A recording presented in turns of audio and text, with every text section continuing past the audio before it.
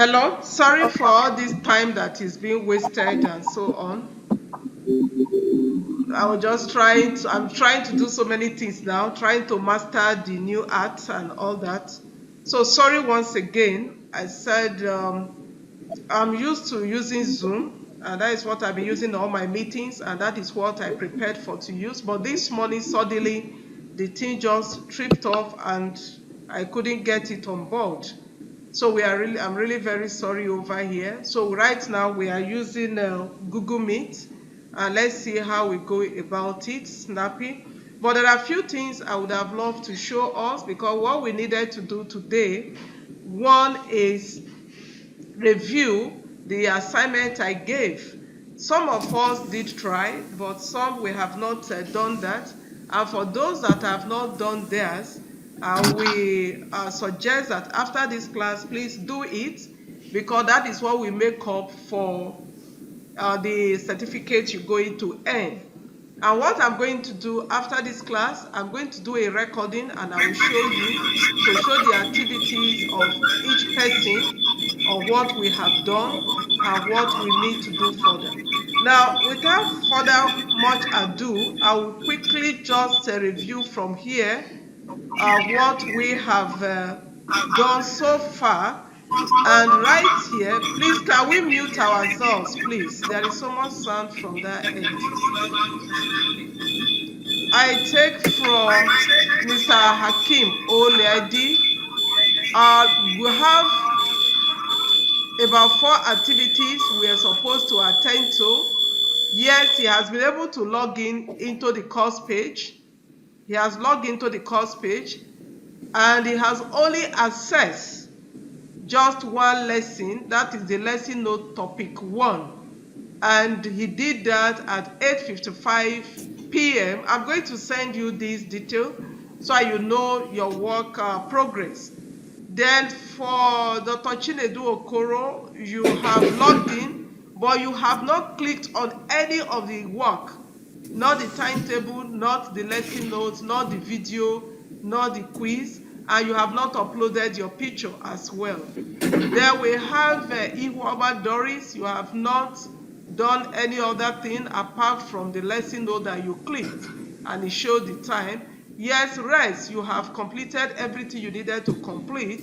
Then there is somebody here, Okege. He was here yesterday. He joined the class yesterday, but he has not logged on to the page. Then Gozie Obitu, you have not logged on to the page. I think I admitted you late, kind of. Mr. Hakim, please mute yourself. Mr. Lani, please mute yourself. Okay. Mute yourself. Yes, if you look at the bottom, you'll be able to mute yourself. That is why it's echoing. So if we can get that done, it will really. So I want to find out quickly if there is anyone that have issue. You still have issue with logging into your course page? Do you still have issue? Yes, Yemi, you have the floor. Unmute yourself and speak, please.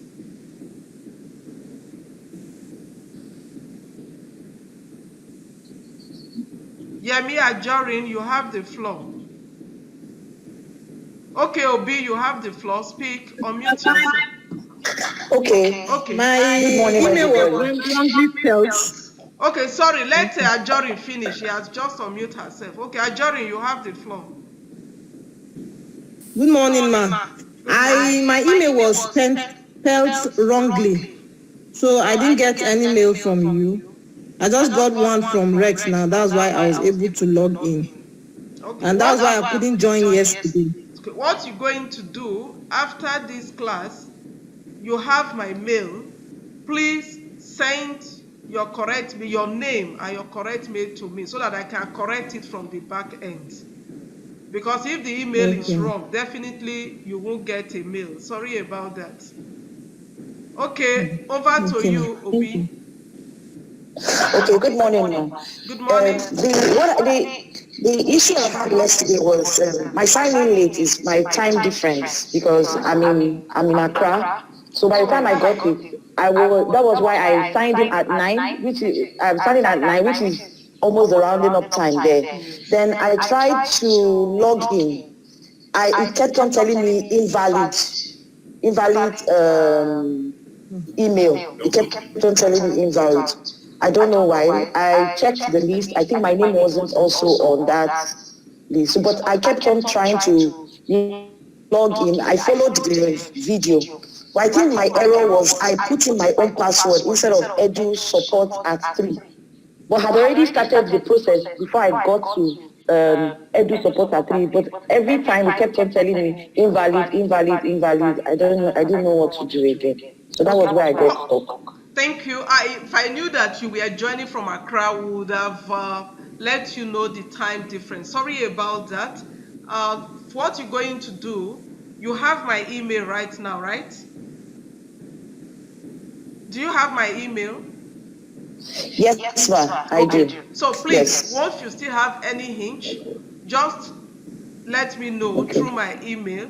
Let me have your names and the email, because I knew I got something from you. I set you up in the night as well. So any other one, thank you so much. But you try and go through the video. Even after this class, I might still do 1 or 2 if I need be.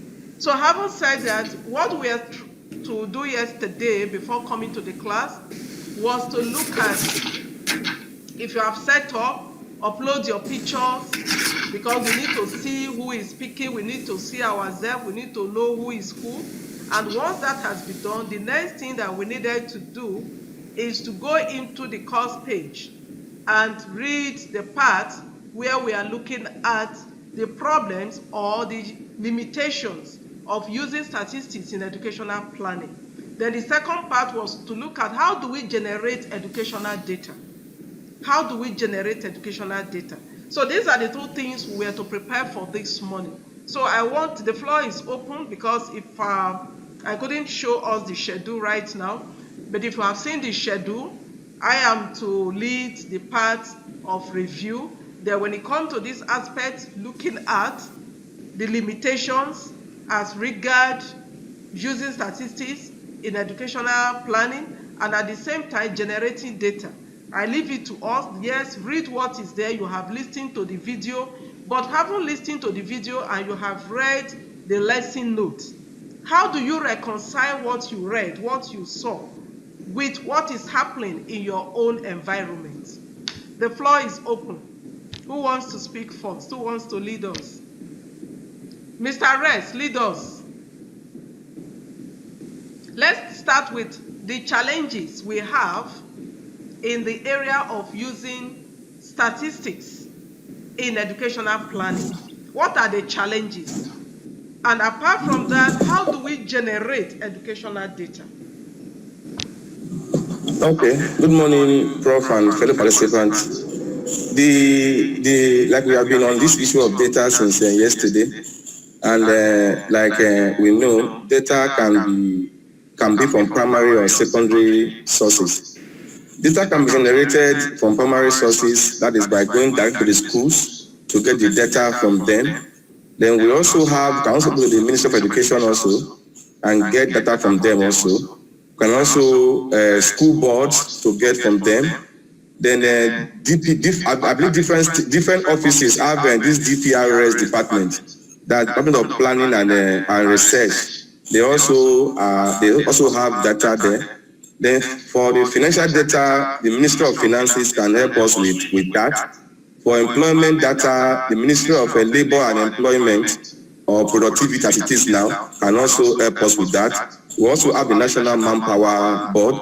Then we have the Federal Office, which is now the Federal Bureau of Statistics. They can also help us. And I think the examination bodies like WAEC, NECO, NAPTEP can also help us with the relevant data that we need. But however, reconciling the present day reality, we find that in most cases, data that we ask for are either not available, or are not accurate, or are not up to date. So it's a major challenge while doing planning work, that what you get is either outdated, not available, and sometimes there is this bureaucratic bottleneck in trying to review. Thank you, Mr. Rest, because I'm looking at the time. Now, you have told us the sources where you can get data. You have not told us how to generate those data. What you have mentioned to us simply are the sources. That if you are looking for data X, Y, Z, this is where you should go to get the data. But you have not told us, as a planner, how do you generate data? Because if now you are put in the place, remember yesterday you still stand to be the Commissioner of Education in Delta State. You know you are the commissioner as far as this class is concerned. I know. How will you generate data that you will use in planning education in Delta State? That's what we are saying. We are not asking now the sources where you will go. No. Then the second part was that we said yes, use statistics. And yesterday we look at the advantages of using statistics in generating data. Now we are saying there are equally the other side of it. Okay, disadvantages. There are limitations of it. What are the limitations? Now, in the aspect of generating data, you have not really addressed it, but you have addressed the sources of data. Before you come up with those sources, those places you are going to meet, how do they know the type of data to keep? That is the question. How do they know? Because if you say you are going to school, how will school know what to keep? That is the way you generate data. Who wants to contribute? Okay, informer Doris. Is that Doris? Okay, unmute yourself, please. Unmute yourself. Right. Okoro. Okay, please. Okay, the point that you are saying that you should have added all those facts. For instance, those data can be generated when, that is on admission, when students are during enrollment. Then the data like their date of birth, now their age, those are the data that they can. And sometimes these the kind of data to be generated are normally the standard are normally set by the Ministry of Education or the school themselves, because you don't just start generating data without knowing the statistics, the things they are actually looking out for. I'm using Google. So during admission, you get all those like for instance at the university level, when students come for, let's say, clearance, then they are given a certain form to fill, and in that form there are information that are required from them: the date of birth, their state of origin, sometimes local government area, and their parental academic background. Those things are the data that are generated right from that time. Then sometimes even when we go to hospitals, but because we are discussing educational statistics, I want to limit myself to education level. Then sometimes even the federal government, he mentioned the federal government through the Ministry of Education, through their agencies like NUC, there are certain information that they specify that they need, that will help them in academic planning. Sometimes they require the student enrollment, they require the academic, the personnel, academic and non-academic staff, and they also want information on the infrastructure. These are the data that when they gather, especially during accreditation, it enables them to plan. It enables them to know, okay, sometimes they also ask information on the curriculum, because these are the information, the data that the planners require to plan. If the government do not give these specific areas that they need this data to be collected, then it becomes difficult for whoever is gathering the data to know the exact one. You can gather, you can actually Okay, have thank you, ma. to the planners. Thank you, ma. Thank you, ma. Now we have seen some of the ways we can generate data, but I know that somebody watched that video. Rez, you watched the video. What are the two main types we put down in the video that you can use to generate your data? The macro and the micro. Fine. Now, when you are looking at the macro, what would they do, and who are those that fall under the macro, and what is their business in generation of Okay, data? for the macro, we are referring to the federal and the state level, and they are the ones that set the policy on the statutory data records, the types of records, and the strategies that should be used to collect this record. For the micro, this talk about the data generation carried out within the individual school environment, and is derived from the macro, that is the policy set by the federal and the state. Thank you very much. Like what we heard Dr. Okoro saying now. Oh, when you get to school, you want to get the total number of enrollment, you want to get the enrollment by sex, by age, by maybe where they are from, state, local government. Who brought out all that? It is from the macro level, when they are setting the policies. Because they're going to tell you every school, you must have what we call statutory records.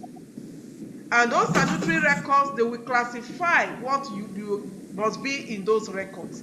And when the monetary officers are coming, what will they look out for? They look out for those statutory records. And if those things are not put down there, there are some schools that wouldn't have been capturing it. There are some schools that won't take note of it. But you see that from time to time, at the macro level, they set down policies that will guide the type of data you should look at for. And it cuts across every field. Like those in the medical line, like Dr. Koro was trying to say, they have the kind of statistics they will look out for too. Then they will set it. This is what must be available in any hospital. And if you must document anything, this must be available. The basic you could add to it. But coming to education, we ask, even right now, they want to know what is the profession of the parent of the child. You want to know the health status of the child. Especially for those going to university, they always ask you, go and do your medical test. Why are you doing medical tests? They want to know your health status. Although most times you find us not really working with all these data the way it ought to be. But these data are supposed to be collected and be used to plan for education. You don't just collect the data and drop it there. And any factor or any criteria or anything that you know you will not need, there is no point collecting it. So when you collect the data, it must be used. So then when you now come to the micro, like you have said, those are the people that are now giving the go-ahead. They have the direct contact now to collect the data. Remember, at the macro level too, they are going to put down procedure whereby the data collected will be collected at the national level. That is where you can come up and say, oh, we have this total number of students enrolled in a particular year in primary 1, in primary 2, and so on. Then when you're talking about progression rate, you'll be able to say, this is the total number of students that pass from primary 6 to JSS 1. So you'll be able to break it down to the local level and at the same time at national level. So when you are to generate data, even at the individual level, because at the individual level too, you could generate your data, because sometimes some of us, we just want to carry out personal research to solve some issues. We are not working under anybody. We want to carry out research. Sometimes, yes, as students, we want to carry out research. But whatever research you want to carry out, you must be rest assured of what type of data do you want to generate. Because most times, most of us have issues even with our research because we do not even know the type of data we want to generate. So we must settle in our mind the data you need. So if you are working within education and you want to generate data for education, we must know the type of data you need and why you need that data. The data that you will not need, you don't need to go out looking for it. Now, we have been able to look at the data aspect. What about the statistical aspect? Because like yesterday, when we were describing data, we said that it is not useful. If you get the information, yes, you have the total number of students that enrolled in school A, school B, in state A, state B, and you just put them there. It will not be useful until something is done to it to make the information more useful. So in this case, that is where statistics come in. And yesterday we look at, okay, you can use statistics to do this, to do that, and there are different forms of it. But again, today we are saying, yes, statistics is good. As good as it is, it equally has its own ugly part. It's like food. You know, food, we all need food to live, isn't it? As good as food is, if you overeat, what happens? It will turn to negative things. Constipation. And again, if you don't even eat right, it could lead to sickness in our body. We can liken that to statistics. So, having said that, let's quickly mention one or two things where we feel statistics is not really, we have to be careful with the use of statistics. Okay, can I Yes, have the please, floor? you have the floor, Mr. Rez. Okay. One of the downside is that if statistics, if the correct variables are not included in the statistical data, analysis will definitely be skewed in one direction or the other.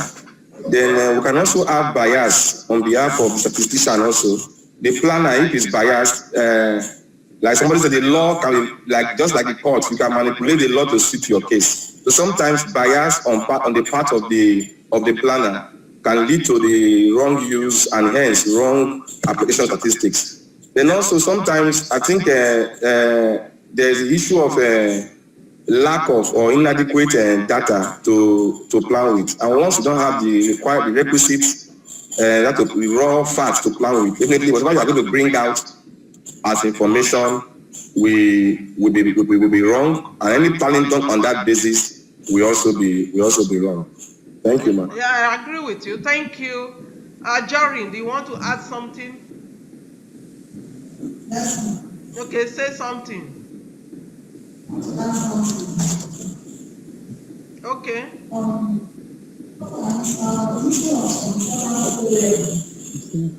Unmute yourself. Unmute yourself, Doris. Click on the screen. Click on the screen and press the red button. Okay. Good morning, ma. Good morning, my sister. So, sometimes omission of important factors can also render the whole act useless. And on the part of the investigator or somebody that is carrying out the data, if the person is not well arranged in trying to place the data in a way it should go, it will also render the whole investigation in an error form or making it not to bring out what it's supposed to bring out. So most data are not even quantifiable. Data like the social life of the students or the pupil or their character or their behavior. So it's sometimes hard to place them on a table in order to get the right information on that. Thank you very much. And in that way, you are saying that you cannot easily generalize. For example, if you want to study the attitude of students towards a particular, what do they study now? Maybe how they respond to lectures. You will find it difficult because you are seeking their opinion. You are trying to get their attitude. And on the long run, you are going to generalize. Even when you decide to put it on a scale, on the long run, you are taking the average. And you are taking that average, you are not able to isolate an individual to solve the problem of an individual student. Because whatever result you get, because most cases you aggregate when you are using statistics. You are not isolating individual problem. You aggregate it and just walk around and say, okay, the percentage, if you have 85%, we take it as this. If you have that, you take it as this. Oh, yes, it's significant or it's not significant. You see that you are not really dealing with the minute of it. For example, you might carry out a study of Nigeria. You want to look at the performance of teachers in the classroom. On the long run, you are going to work on the average. And maybe that is why for those people using the media, they will say, oh, it's not a true determination of what you want to study. Because at the end, you are using the average, and maybe those people that makes it to come up, they are in the city. And you are not generalizing your findings on everyone. So that is a minus. So in this case, it means when you are carrying out a study, you must look out for the extraneous variables. Variables you know that they can easily influence the actual result of your study, especially in education, because it is very, very vital. Yes, statistics is good. Another thing is that sometimes we may choose the wrong statistic. There's some of us, let's now look, with what I told us to read, I said, how do you reconcile this in our context? How many of us are working in Ministry of Education here, or you are a teacher in a school? Anyone? Is anybody working in Ministry of Education? I'm a teacher, ma. You're good. Where are you teaching? Which school are you teaching, Madam Doris? I'm teaching the Anglican school at Asaba. Okay. But I'm not going to use Anglican school as Asaba now. Secondary school. But I'm going to generalize the schools in Asaba. Because this thing, anybody can watch it.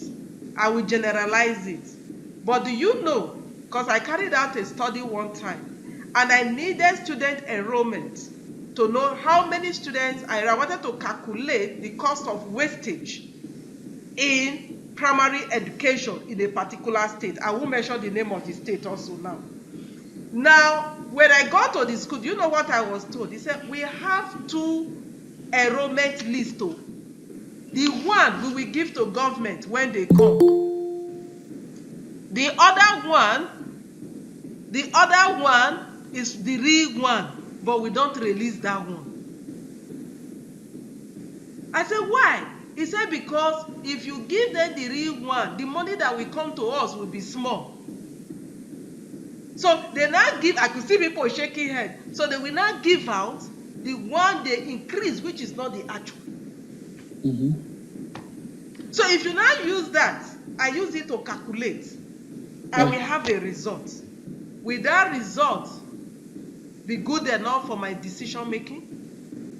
No. It will affect the decision.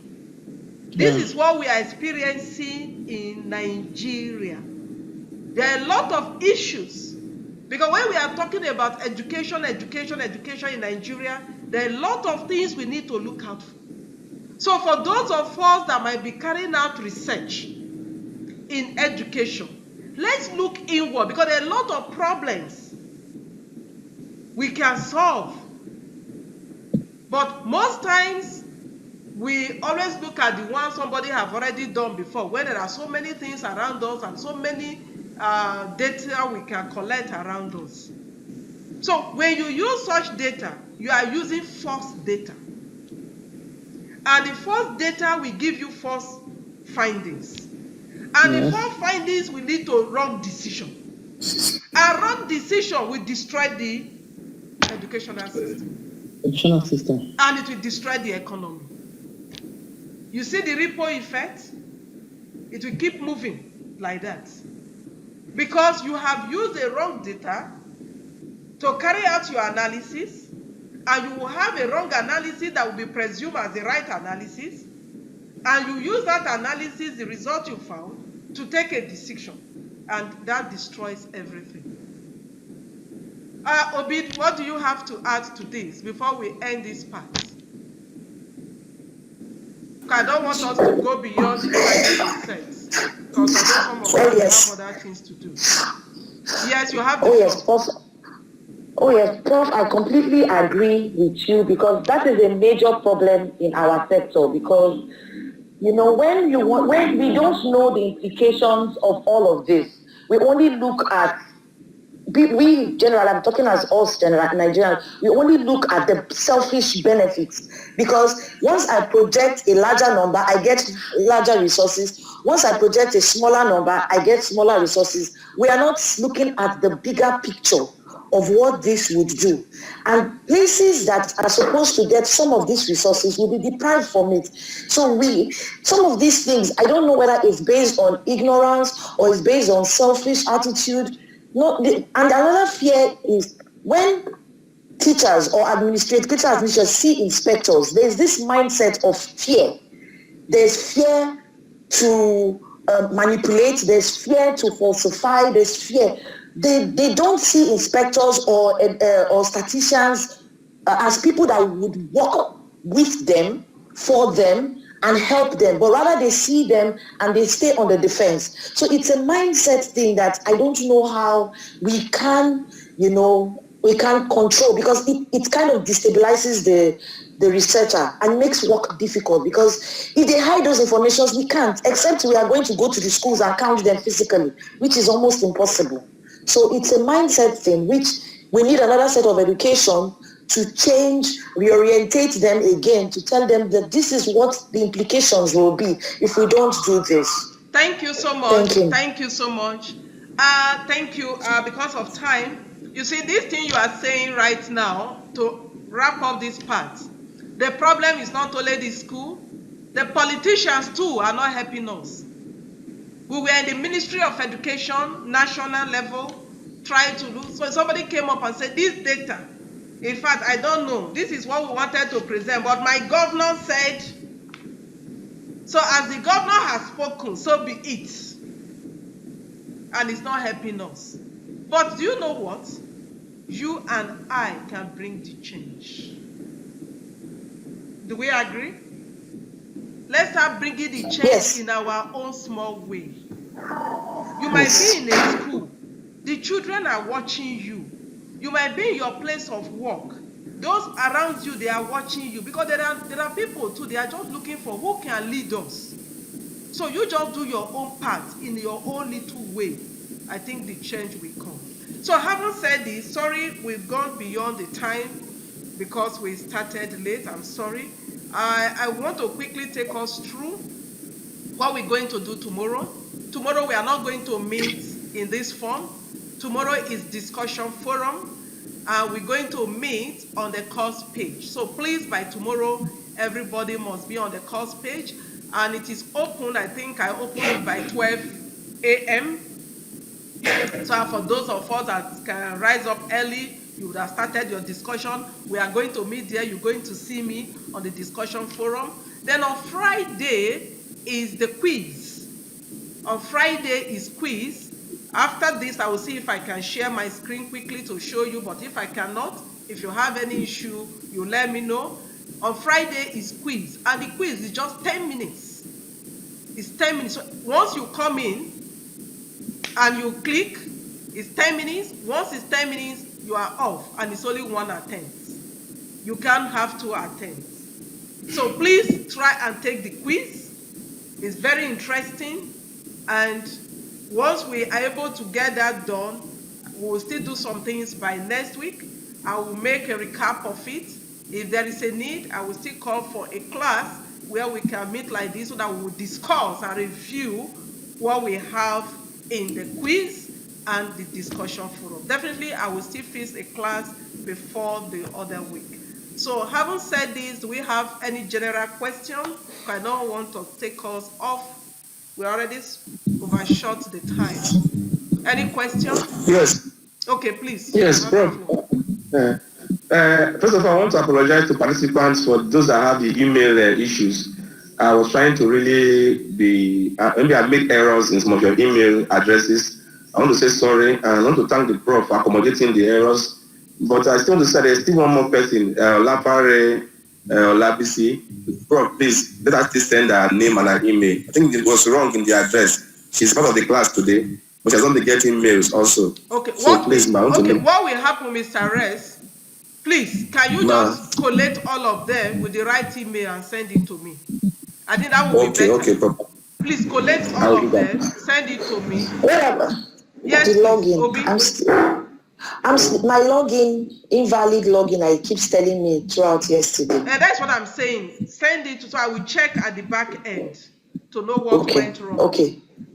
So if I have your right email, I will be able to reach you if there is. Okay. So having said this, I will say, okay, please.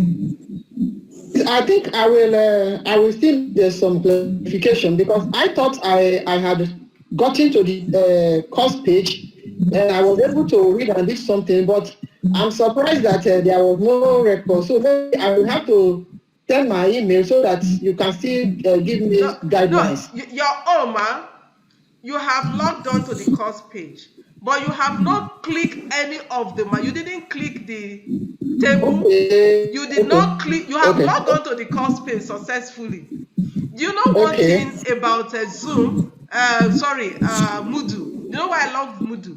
Moodle does not tell lies. I will still show you before I will flag it when I'm sending this video. You are going to have this video. I'm going to flag it to see your performance. If at the time you entered, it picks it. The date, it picks it. So if I have it now, I will be able to tell you when Res log into the Zoom. Sorry, not the Zoom. When you Res access the video, Res access the video as 6 minutes after 4 p.m. yesterday. Very correct, ma. That was when you access the video. So you pick the time, you pick everything you did. So in your own case, you have logged on to the page, but on the page, you have not clicked on any of the activities. Okay, right. So it's clear now. I will do that. You didn't click anything. So I will do that. Now how do we get to the page? No, to get the page, just go in, type in your HTTPS /2. It's in that video I sent to you. Yes, I was able to edit my profile, but I didn't know about the page. You click on EDP 913. Once you click on EDP 913, you'll be on your course page. Please watch the video again and you will be able to get through. So at this point, I want to say bye-bye to everyone. Sorry to have taken your time. I've taken about 12 minutes. So I'm sorry. Bye-bye. See you. Bye.